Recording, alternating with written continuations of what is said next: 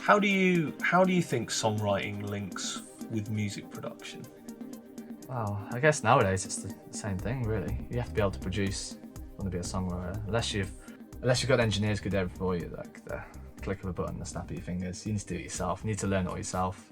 So no, you're a songwriter, but you do produce as well. It's kind of essential nowadays, really. For me now, I don't feel the challenge is the writing the music. Yeah. It's when we come to produce it, it's getting the sounds right. Yeah. It's just learning how to compress without everything pumping and it just sounding horrible. Yeah. You know, that to me is still something that I really struggle with.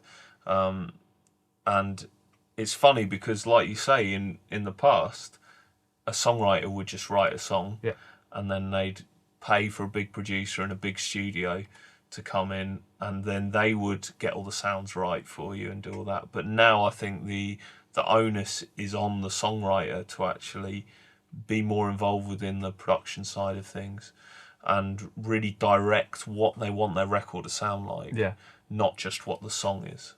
So you get this label producer nowadays, especially in the dance scene, but all these producers, they actually write all this music themselves. So it's not really a producer, it's a songwriter who can produce, I guess it is really. Yeah.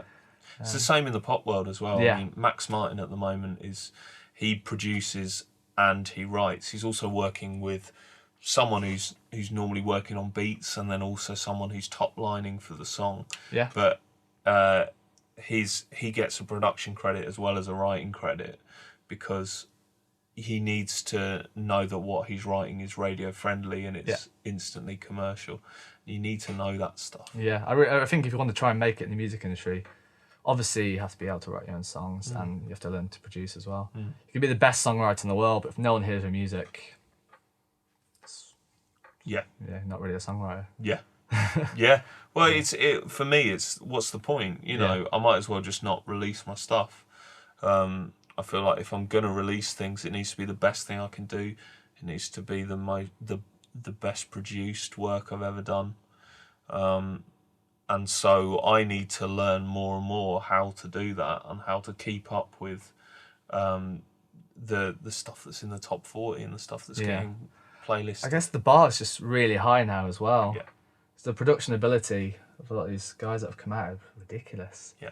So you can't really just whip together a quick demo and send it off to a big label and be like, sign me. Yeah. Your music has to be really high standard if you want to get anywhere, really. Yeah.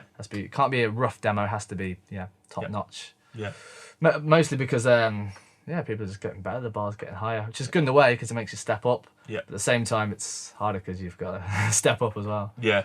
Yeah. Well, we were talking about how, for me, if I could just write pop songs and then give them to someone else, that's the dream job for me. Yeah. But I know that if I want to get to that point, before that, I need to be writing pop songs and then spending hours, days, weeks, months perfecting how it sounds, because I know that if I send that to someone in the music industry, they're going to listen to 10 seconds and they'll be like, no, it doesn't sound right, and chuck it away. Yeah. I need to make sure I'm producing something of a radio-friendly standard before it even goes to members of the music industry. Yeah.